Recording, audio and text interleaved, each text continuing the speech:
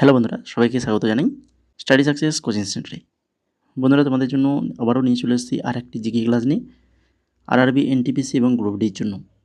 আজকে আমরা যেটা আলোচনা করব 4/4/2016 4/4/2016তে যে এক্সামটা হয়েছিল আরআরবির, তো সেই এক্সামের কিছু গুরুত্বপূর্ণ কোশ্চেন, যে সকল কোশ্চেনগুলো এসেছিল সেই কোশ্চেনগুলো নিয়েই আলোচনা করব এক্সট্রা ডিটেলস সহ। তো চলো দেখে নিই আজকের ক্লাসের প্রথম কোশ্চেন। তার আগে তোমরা যারা আমাদের Telegram channel study success coaching centre, এই টেলিগ্রাম চ্যানেলে যুক্ত হওনি, তো অবশ্যই বলবো তোমরা কিন্তু যুক্ত হয়ে যাও, যেখানে কিন্তু সমস্ত কিছু রকমের এক্সাম রিলেটেড আপডেট এবং আরআরবির এই যে আমাদের ক্লাসগুলো করাচ্ছি তার পিডিএফগুলো পেয়ে যাবে আমাদের টেলিগ্রাম চ্যানেলে।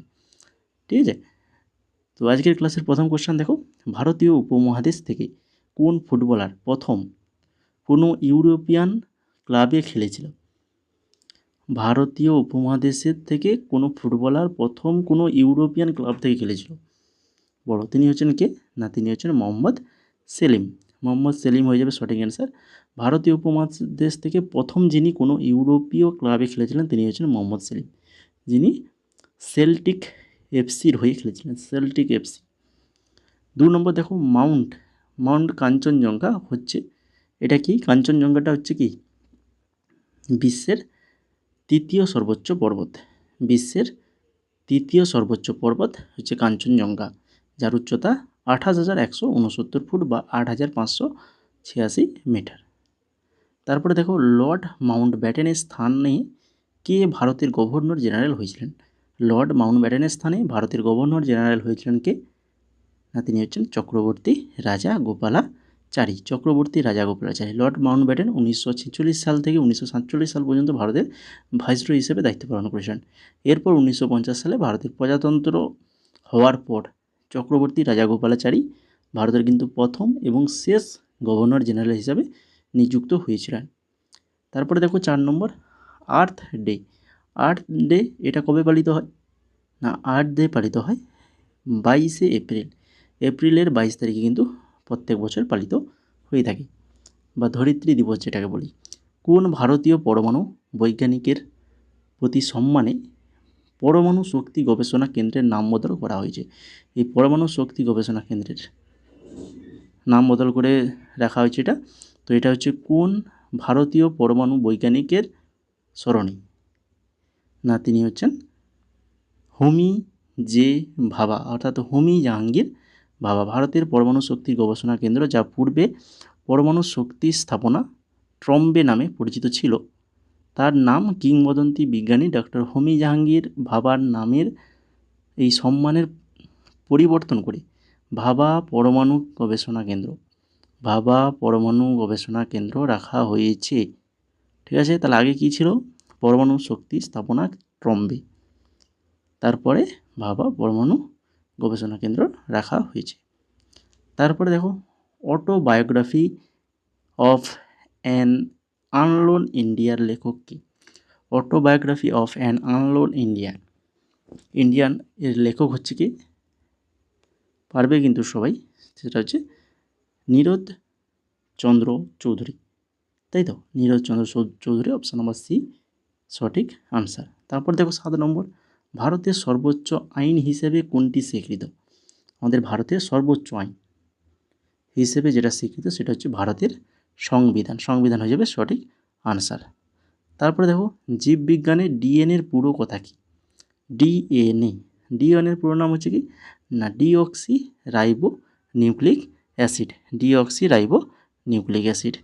তারপরে দেখো, the purple frontier, the earth dragon, the outer fortresses, সবগুলি ড্যাশকে নির্দেশ করে। এগুলো মানে কোনটাকে নির্দেশ করে? হিমালয়, চীনের প্রাচীর, ইয়েলো রিভার, না হচ্ছে JRR টোকেন দ্বারা লিখিত বই, কোনটা? না, এগুলো হচ্ছে সব চীনের প্রাচীরকে নির্দেশ করে। গ্যালভানাইজেশন হলো একটি পদ্ধতি যাতে জিঙ্কের প্রলেপ দেওয়া হয় কি রুখতে? বলো। বেন্ডিং, মরিচা, করড, না হচ্ছে ডিসইন্টিগ্রেটিং? এটা হচ্ছে মরিচার রুখতে কিন্তু এই গ্যালভানাইজেশন পদ্ধতিটা জিঙ্কের প্রলেপ দেওয়া হয়ে থাকে। এরপরে দেখো 11 নম্বর, তোমরা যারা ক্লাসটা এখনও যারা লাইক করোনি, যদি ভালো লেগে থাকে এইরকমই এক্সট্রা ডিটেলস সহ পরবর্তীতে তোমরা যদি আরও ক্লাস পেতে চাও তো অবশ্যই আমাদের ক্লাসটাকে লাইক করো, কমেন্ট করো এবং সেই সঙ্গে চ্যানেলটা যদি না সাবস্ক্রাইব করে থাকো তো অবশ্যই সাবস্ক্রাইব করে ফেলো। ইসরোর মুখ্যালয় কোথায় অবস্থিত বলো? ইসরোর মুখ্যালয় এটা কোথায় রয়েছে? না, এটা হচ্ছে ব্যাঙ্গালোরতে রয়েছে। তারপর দেখো লাক্ষাদ্বীপ সমুদ্র অন্য কী নামে পরিচিত? লাক্ষাদ্বীপ এরকম লাক্ষাদ্বীপ এটা কী নামে পরিচিত? এটা আমরা জানি লাক্ষাদ্বীপ সমুদ্র। তারপরে দেখো মহাজাগতিক দূরত্ব বোঝাতে সাধারণভাবে দৈর্ঘ্যের কোন একক ব্যবহার করা হয়? মহাজাগতিক যে দূরত্বগুলো বলো, এগুলো কিসের সাহায্যে মাপা হয়, কোন এককের সাহায্যে? এগুলো হচ্ছে আলোকবর্ষ। এই যে পৃথিবী থেকে কোনো নক্ষত্র দূরত্ব পরিমাপ করতে অনেকটাই দূরত্ব, এগুলো কিন্তু পরিমাপ করতে গেলে আলোকবর্ষ এককটাকে ইউজ করা হয়। তারপরে দেখো 14 নম্বর, থার্মোস্ট্যাট হচ্ছে ওভেনে থাকা একটি যন্ত্র যা তাপমাত্রা নিয়ন্ত্রণ করে। থার্মোস্ট্যাট সার্কিটে নতুন উপাদান যোগ করে। এটা কি করে? না, সার্কিটে নতুন উপাদান যোগ করে। থার্মোস্ট্যাট হচ্ছে একটা ওভেনে থাকা একটা গুরুত্বপূর্ণ যন্ত্র যা স্বয়ংক্রিয়ভাবে ওভেনের তাপমাত্রা নিয়ন্ত্রণ করে, এটিকে একটা নির্দিষ্ট তাপমাত্রায় ধরে রাখতে বা পরিবর্তন করতে সাহায্য করে। কোন দুই ভারতীয় শহর সম্প্রতি ইউনেস্কোর ক্রিয়েটিভ সিটি নেটওয়ার্কের তালিকায় যুক্ত হয়েছে? ইউনেস্কো ক্রিয়েটিভ সিটি নেটওয়ার্কের তালিকায় যুক্ত হয়েছে ডিসেম্বর 2015 সালে। এটা 2015 সালে, যেহেতু 16 সালে এক্সাম হয়েছে এই জন্য 15 সালের কোশ্চেনটা দিয়েছে, তো এটা জেনে রাখা দরকার। বারাণসী ও জয়পুর, এছাড়া 2022টাও মনে রাখো, 2022-এ যেটা যুক্ত হয়েছে যে দুটো শহর সেগুলো হচ্ছে কেরালা কোজিকোড এবং মধ্যপ্রদেশের গোয়ালিয়র। সেটা হচ্ছে কেরালার কোজিকোডটা হচ্ছে সাহিত্যের শহর আর মধ্যপ্রদেশের গোয়ালিয়র সঙ্গীতের শহর হিসেবে কিন্তু ইউনেস্কো ক্রিয়েটিভ সিটি নেটওয়ার্ক 2022-এর তালিকায় যুক্ত হয়েছে। এই দুটোকে ভালো করে তোমাদের মনে রাখতে হবে। তারপরে দেখো 16 নম্বরে শোর টেম্পল এটা কোথায় রয়েছে? এটা রয়েছে মহাবলীপুরমে রয়েছে শোর টেম্পল বা তীর মন্দির। ভারতের তামিলনাড়ু রাজ্যের মহাবলীপুরমে বঙ্গোপসাগরের তীরে অবস্থিত। তো এখান থেকে দেখো আরও তিনটে জিনিস তোমাদের মনে রাখতে হবে। এক হচ্ছে তামিলনাড়ু রাজ্য, যেটা আসতে পারে পরবর্তীতে। মহাবলীপুরম তো এবার এসে গেছে, পরবর্তীতে আবারও আসতে পারে। আর হচ্ছে কি বঙ্গোপসাগরের তীরে। এই তিনটে মনে রাখতে হবে। ভারতের প্রথম কৃত্রিম উপগ্রহের নাম কি? ভারতের প্রথম কৃত্রিম উপগ্রহের নাম কি? হচ্ছে আর্যভট্ট হয়ে যাবে সঠিক অ্যান্সার। তারপর দেখো দিমিত্রি মেন্ডেলিভ কি তৈরি করেছিলেন? দিমিত্রি মেন্ডেলিভ তৈরি করেছিলেন রাসায়নিক উপাদানের পর্যায় সারণী। এইভাবে আসতে পারে যে পর্যায় সারণী কে তৈরি করেছিলেন? Dmitri Mendeleev. নিচের দেওয়া অসুখগুলির মধ্যে যে মিল রয়েছে, এই সর্দি, দাঁত, কনজাংটিভাইটিস, হুপিং কাশি, এগুলো কি? এদের মধ্যে এই যে রোগগুলো রয়েছে এদের মিল কি রয়েছে? না, এগুলো যে সব ছোঁয়াচে রোগ, প্রত্যেকটাই কিন্তু ছোঁয়াচে রোগ। অপশান নাম্বার বি হয়ে যাবে সঠিক আনসার। তারপরে দেখো গুগলের পেরেন্ট কোম্পানির নাম কি, যা স্থাপিত হয়েছিল 2রা অক্টোবর 2015 সালে? গুগলের পেরেন্ট কোম্পানি সেটা হচ্ছে অ্যালফাবেট আইএনসি হয়ে যাবে সঠিক অ্যান্সার। ভারতের শ্বেত বিপ্লবের জনক কাকে বলা হয়? ভারতের শ্বেত বিপ্লবের জনক doctor Verghese Kurien. Option number C সঠিক অ্যান্সার। তারপরে দেখো জিওসেন্ট্রিক ও হেলিওসেন্ট্রিক শব্দ দুটি কী বোঝায়? জিওসেন্ট্রিক আর হেলিওসেন্ট্রিক এই দুটো হচ্ছে নক্ষত্রগুলি পৃথিবী এবং সূর্যের চারপাশে ঘোরে।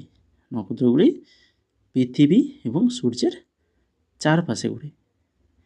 ভূকেন্দ্র বা জিওসেন্ট্রিক যেটাকে বলা হয় বলতে বোঝায় এমন একটা বিশ্ব ব্যবস্থা যেখানে পৃথিবী মহাবিশ্বের কেন্দ্রে এবং অন্যান্য সব গ্রহ তারা ও সূর্য এর চারপাশে ঘোরে।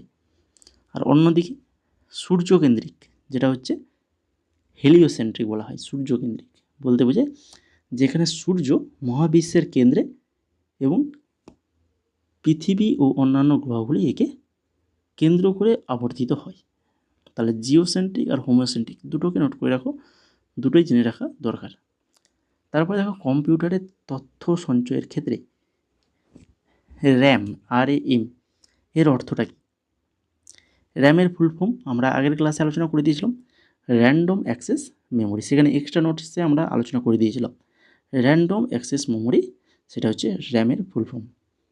এরপরে দেখো 24 নম্বর, ভারতে অর্থনৈতিক সংস্কার কবে শুরু হয়েছিল?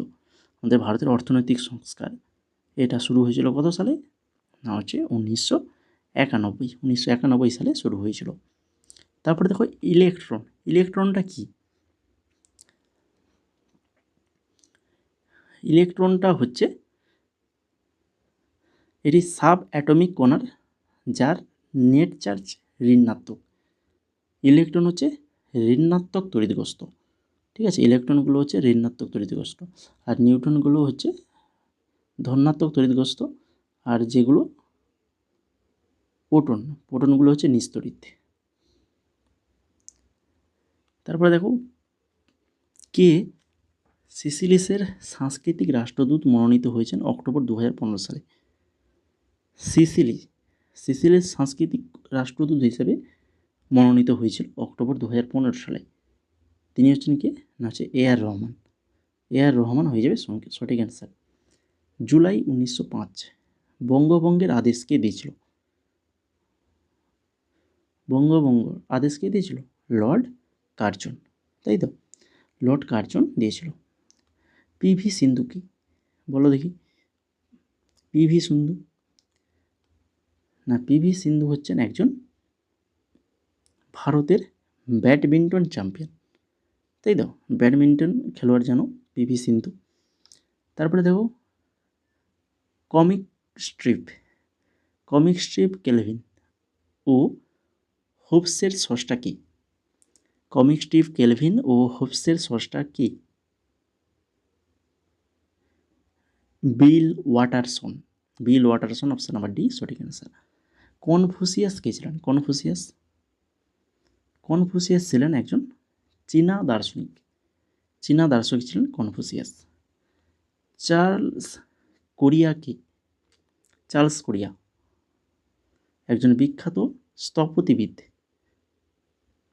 ভিক্টোরিয়া মেমোরিয়াল এটা কি? না, এটা হচ্ছে একটা আর্ট গ্যালারি। ডাটাউন্ড দ্বারা প্রস্তুত ট্যাবলেট কম্পিউটারের নাম কি, যা ভারত সরকার ব্যবহার করেছে লার্নিং প্রোগ্রামের জন্য? ভারত সরকার লার্নিং প্রোগ্রামের জন্য এই ডাটাউন্ড দ্বারা প্রস্তুত ট্যাবলেট কোম্পানিটা কি বলো? সেটা হচ্ছে আকাশ হয়ে যাবে সঠিক অ্যান্সার। ডাটাউন্ড দ্বারা প্রস্তুত করা ট্যাবলেট কম্পিউটার যা ভারত সরকার লার্নিং প্রোগ্রামের জন্য ব্যবহার করে তার নাম হলো আকাশ বা ইউবিস্লেট বা আকাশ। ভারতীয় রেল প্রথম CNG চালিয়ে ট্রেন চালু করে 2015 সালে। তো এই CNGর পুরো কথা কি? সিএনজির পুরো কথা হচ্ছে কি? কম্প্রেসড ন্যাচারাল গ্যাস সঠিক আনসার। তারপরে সেপ্টেম্বর 2015 সালে নাসার বিজ্ঞানীরা পৃথিবীর বাইরে এটা হবে, পৃথিবীর বাইরে যেখানে প্রবাহমান জলের সন্ধান পেয়েছেন সেটা হচ্ছে মঙ্গলে জলের সন্ধান পেয়েছিলেন। তারপরে দেখো কম্পিউটার সায়েন্সে CPU বলতে কী বোঝো বলো? CPUর ফুল ফর্মও আমরা আলোচনা করে দিয়েছি, তাই কি না? CPU যেটা হচ্ছে সেন্ট্রাল প্রসেসিং ইউনিট। কম্পিউটারের কোন ডিভাইস টু ডাইমেনশন মোশনে সারফেসে কাজ করে? সেটা হচ্ছে মাউস। তারপরে দেখো লাস্ট কোশ্চেন আজকের ক্লাসে, নীলাঞ্জনা সুদেশনা যিনি একজন ইন্দো আমেরিকান লেখক, তিনি কোন নামে পরিচিত? নীলাঞ্জনা সুদেশনা, যিনি ঝুম্পা লাহিড়ী নামে পরিচিত। তো এই ছিল মোট আজকের টোটাল কতখানা না হচ্ছে 38খানা। এইভাবে কিন্তু আমরা কোশ্চেনগুলো প্রত্যেক দিন আলোচনা করে থাকি। তো আগের ক্লাসগুলো যারা দেখোনি, 30খানা ক্লাস অলরেডি হয়ে গেছে, তো অবশ্যই দেখে নেবে। তার সঙ্গে আরও আমরা জেনারেল সায়েন্সেরও আলাদাভাবে ক্লাস করেছি, সেই ক্লাসগুলো যারা দেখোনি তো অবশ্যই দেখে নাও। খুবই ইম্পর্টেন্ট রয়েছে তোমাদের জন্য প্রত্যেকটাই ক্লাস, কেন আমরা এইভাবে এক্সট্রা ডিটেলসগুলো অ্যাড করে থাকি ক্লাসের কোশ্চেনগুলোতে, এক্সট্রা ডিটেলসগুলো অ্যাড করে থাকি। এই জন্য কিন্তু তোমাদের ক্লাসগুলো এতই ইম্পর্টেন্ট। এই জন্য বারবার বলি ক্লাসগুলোকে দেখো, আগের ক্লাসগুলো না দেখে থাকো তো অবশ্যই দেখে নাও। তারপর তোমরা আমাদের টেলিগ্রাম চ্যানেলে জয়েন করো, সেখানে আমরা ক্লাসের পিডিএফগুলো দিয়ে দেবো, সেখান থেকে আবার পড়াশোনা করলে কিন্তু এইভাবে একের পর এক পড়াশোনা করে রাখলে তোমাদের কিন্তু অনেকটাই কিন্তু কভার হয়ে যাবে। ঠিক আছে, তো তোমরা যারা টেলিগ্রামে জয়েন করোনি তো অবশ্যই যুক্ত হয়ে যাও, ডেসক্রিপশানে লিঙ্ক পেয়ে যাবে, বা টেলিগ্রামে যাও, যে সেখান থেকে সার্চ করলেই চলে আসবে। ঠিক আছে, স্টাডি সাকসেস কোচিং সেন্টার বলে সার্চ করবে, সেখানে চলে আসবে। আর চ্যানেলটাকে যদি না এখনও পর্যন্ত সাবস্ক্রাইব করে থাকো অবশ্যই সাবস্ক্রাইব করে বেল আইকনে ক্লিক করে দাও।